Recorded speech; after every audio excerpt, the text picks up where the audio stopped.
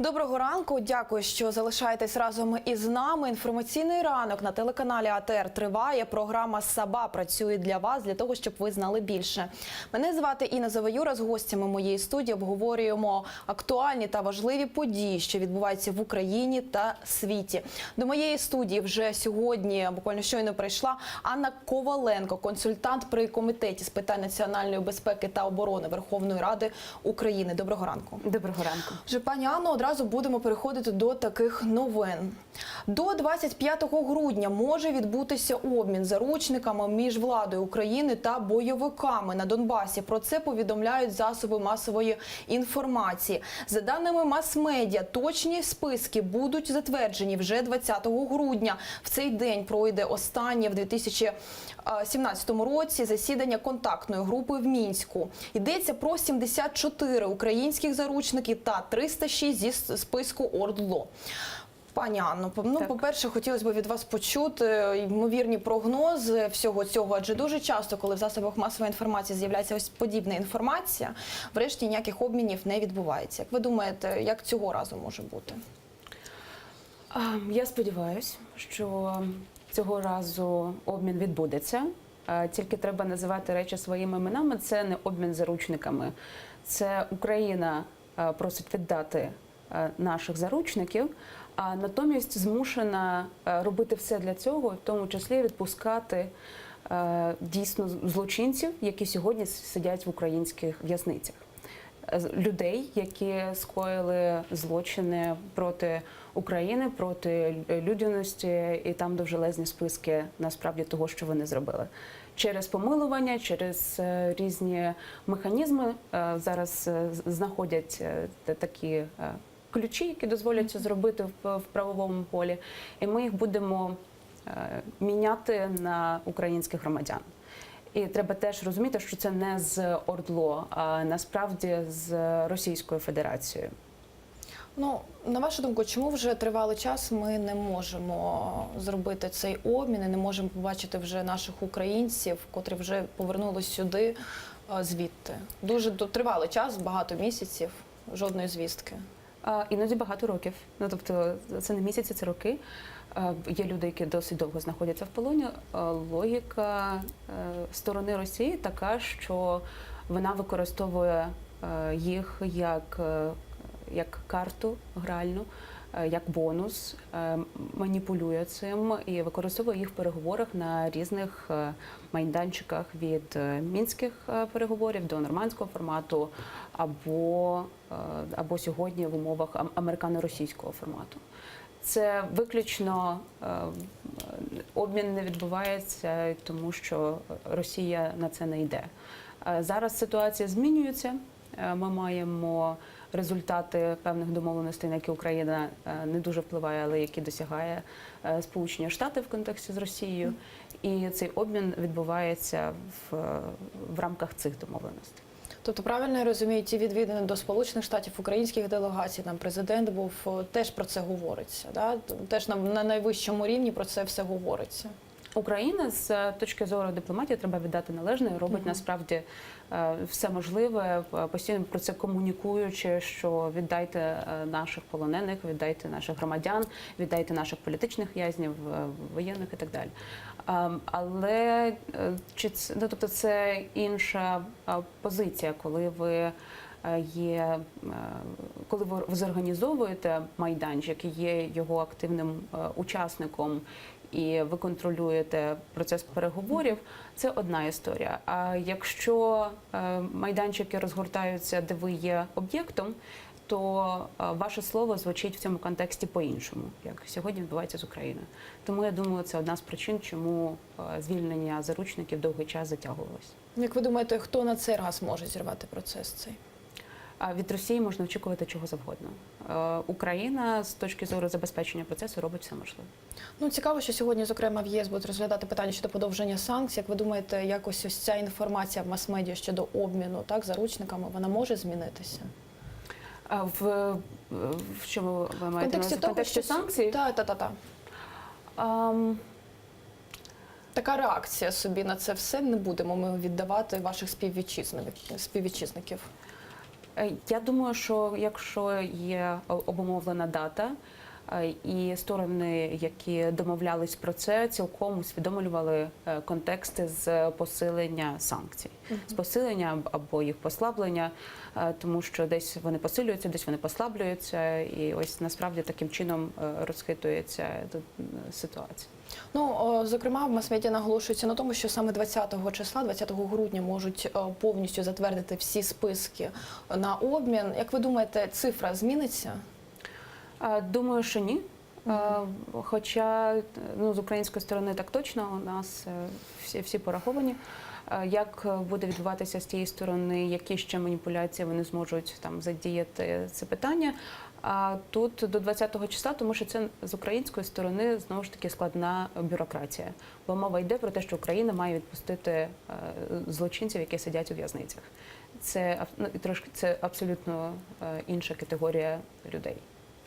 А якщо говорити про ці списки, так, наших заручників, наступний обмін, коли він може відбутися? Не всіх же нам віддають, на жаль. Ми зараз завжди хочеш, щоб все було якнайшвидше і всі повернулися здорові додому. Якомога швидше і взагалі б хотілося, щоб їх там не було. І до родин, так. І до родин. Будемо сподіватися, що до російських виборів ми всіх зможемо повернути додому. Тобто ось ці всі, я так розумію, обміни можна також пов'язувати з тим, що відбуватиметься в Росії в березні 2018 року? Ну так, але сюрпризів, я думаю, там не варто очікувати. Питання просто в тому, що Росія захоче якось виходити з ситуації, якось зберігати обличчя, і повернення полонених – це одна з базових умов, насправді. Ну, у контексті, знову ж таки, цих виборів політв'язні, наші українські, котрі знаходяться в Російській Федерації, якось там ситуація може змінитися? Я кажу якраз разом, і полонені, і політв'язні. Да. А якщо, знову ж таки, очікувати на обмін всіх на всіх, це реально? Про це говорилося, насправді, так, теж читалося, говорилося, але, в принципі, це реально? Це комунікують, але треба просто розуміти, хто ці всі. Хто ці всі з української сторони і хто ці всі з російської. З української це люди, які захищали Україну, а з російської це агресори, окупанти, злочинці і так далі. А як бути з тими, хто пропав безвісті на Донбасі? Ситуація про те, що ви казали про політв'язнів. Росія насправді, якщо і цього року буде там в своїх виборах використовувати головне досягнення, це там імперські амбіції, то можливо є, я думаю, нюанси, які можуть затягнути. Але я сподіваюся, що їх не буде. Про безвісті котрі? А про безвісти зниклих, то ще з 15-го року існує міжвідомча платформа, яка займається пошуком цих людей. Міжвідомча – це значить, що там є загальна база і СБУ, Міністерства оборони, Генерального штабу, служб потім Національної гвардії, прикордонників, всіх учасників сил оборони. І, тобто, пошук іде. І цим займаються. А взагалі якісь результати вже проміжні є? Щось відомо, щось родинам повідомляється? Чи це взагалі все в секреті тримається? Ні, тобто про це там не говорять активно в медіа, але дійсно сім'ям повідомляється, коли знаходять. Якщо говорити про взагалі ось ці всі процеси... В першу чергу, так. Якщо говорити про всі ці процеси, згадаємо теж звільнені у нас і Надія Савченко з Російської Федерації, пан Без'язиков теж, котрий на Донбасі був розвідником. Але зараз ми бачимо, ось проти пані Надії, приміром, багато зараз політиків виступають за її заяви, так, щодо того, що відбувається на Донбасі. Зокрема, проти пана Без'язикова в нім порушили справу щодо, так мовити, державної зради. Як ви думаєте, ось люди, котрі повертаються до нас зі Сходу, що необхідно далі робити? Реабілітація проводиться з ними, силовики мають працювати, служби безпеки, тобто, щоб далі убезпечити, знову ж таки, безпеку в Україні. Якісь ви можете пояснити, можливо, механізм?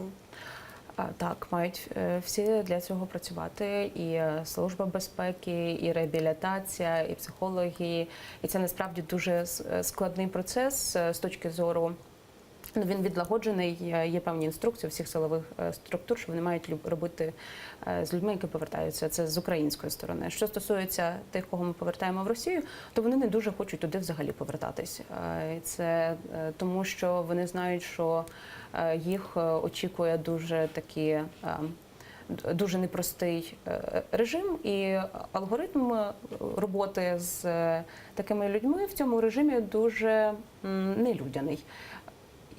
Як ви розумієте, і тому російські злочинці вони не дуже хочуть додому. Стосується що наших громадян, то так, це довгий насправді процес. І що стосується пані Надії, то вона політик. І її, значить, там заяви, рухи і так далі, вони б сприймалися в будь-якому випадку якось, люди на них реагували в політичному полі і так далі. Люди, які повертаються, вони не є політиками, не є заручниками. Буквально 3 крапочки зараз поставимо і продовжимо з вами розмову, адже у нас термінове телефонне включення. Утримуваному в Краснодарському СІЗО українцю Павлу Грибу не дають ліків, за які він сам заплатив. Про це заявив його батько Ігор Гриб.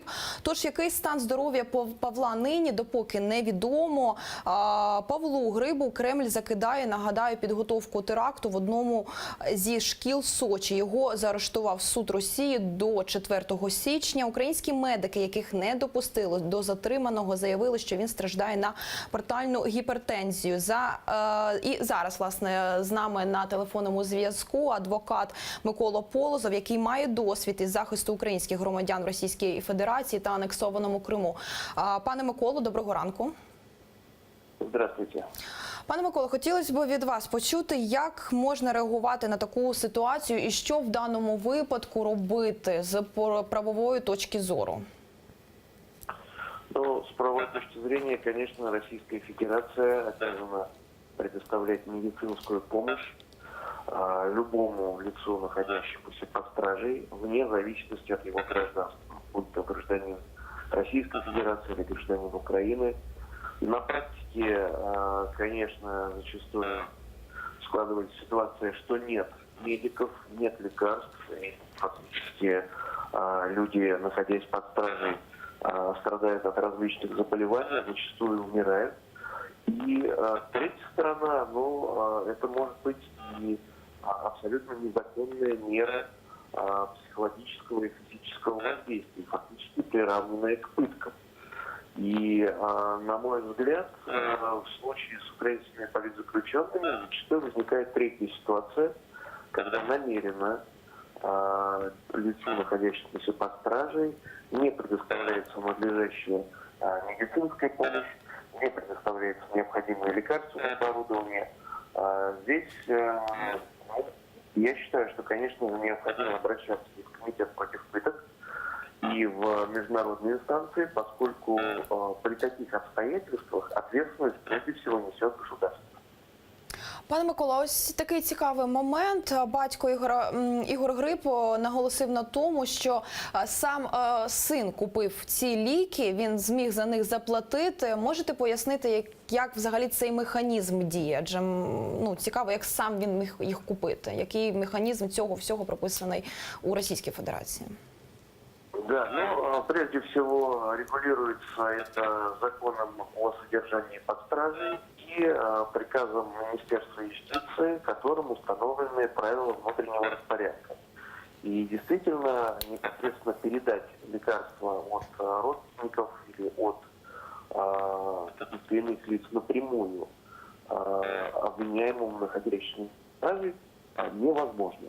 То есть там достаточно сложная бюрократическая процедура, при которой должен оценить, что это за лекарство начальник медсанчасти, после этого дать соответствующие резолюции. И зачастую этим пользуются для того, чтобы создать длительные проволочки, для того, чтобы лишить возможного человека получить необходимые лекарства. Но, опять-таки, я считаю, что это издевательство и пытки, и прежде всего в этом виноваты государства и, конечно, конкретные чиновники, которых последствия нас будут привлекать к ответственности за подобные действия. Пане Миколо, який хід справи Гриба можна далі передбачити? Но, конечно, как-то вот предсказывать было бы не совсем правильно.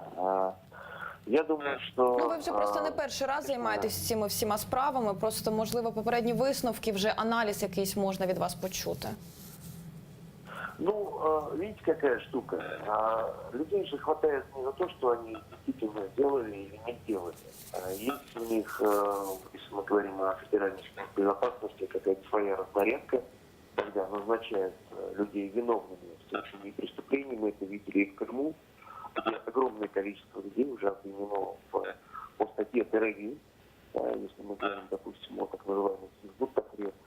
И в случае с Грибом, я думаю, что, конечно, следствие доведет до конца. Конечно, будет суд, и, конечно, его осудят. Но не потому, что Гриб что-то делал или не делал, а потому что в российской правоохранительной системе это исключительно репрессивный механизм. Особенно, если это касается граждан Украины. Другой вопрос, что каким-то образом кардинально помочь этому молодому человеку можно только консолидируя внимание со стороны Украины, со стороны органов государственной Украины. Недавно был принят в бюджете соответствующие строка о поддержке семей политзаключенных. Я думаю, что это очень важный момент. Необходимо принять до конца закон о политических заключенных в Украине для того, чтобы можно было оказывать конкретную помощь, в том числе тому же Павлу Грибу. И привлекать внимание международных органов, международных общественных организаций для того, чтобы фактически оказывать давление на Кремль. И только, я думаю, таким образом Павлу через какое-то время можно будет помочь. Потому что то, что мы видим сейчас, это форменное издевательство над молодым и не очень здоровым человеком со стороны российской власти. Пане Миколо, дякую вам за включення, за інформацію. Отже, пані Анно, хотілося б від вас коментарі щодо всього отримати. Ну і, зокрема, цікава ваша думка, чи безпечно нині українцям, військовослужбовцям їздити до Білорусі? Адже саме там Павла Гриба, так би мовити, затримали, і вже далі його до СІЗО, до Краснодарського СІЗО доправили. Виїжджати насправді до Білорусі не дуже безпечно, і ми знаємо такі неодноразові випадки. І краще було б утриматись від таких поїздок українським військовослужбовцям. Це логічно, тому що система безпеки Білорусі, вона дуже тісно зав'язана на таку глибоку співпрацю з російськими спецслужбами, і тому це є небезпечним.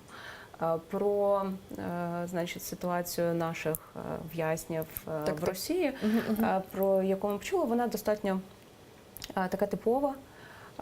І ми, українські дипломати, українські консули, які борються за те, щоб мати доступ до українських громадян, забезпечувати їхнє, значить, здоров'я і належне, перевіряти їхнє належне утримання, це по факту героїзм. Те, що вони роблять, тому що в Росії вона, як це не... Тому що режим не сприяє розвитку якогось реально гуманітарного відношення до людей, де людина як має цінність і має цінність. По випадкам з отриманням, забезпеченням і так далі, це дуже часто. Дуже часто ми не знаємо про стан здоров'я наших людей у в'язницях. Дуже часто ми не знаємо, де вони взагалі, куди їх депували. І цю інформацію фактично вигризають і намагаються добути і дипломати, і адвокати, і всі. Пані Анно, дякую вам. Продовжимо вже обговорювати все це в іншому нашому блоці. Анна Коваленко, консультант при Комітеті з національної безпеки та оборони Верховної Ради України. Ми робимо невеличку перерву. Не переключайтесь, адже буквально за 5 хвилин вже знову тут в студії з пані Анною будемо обговорювати все найважливіше.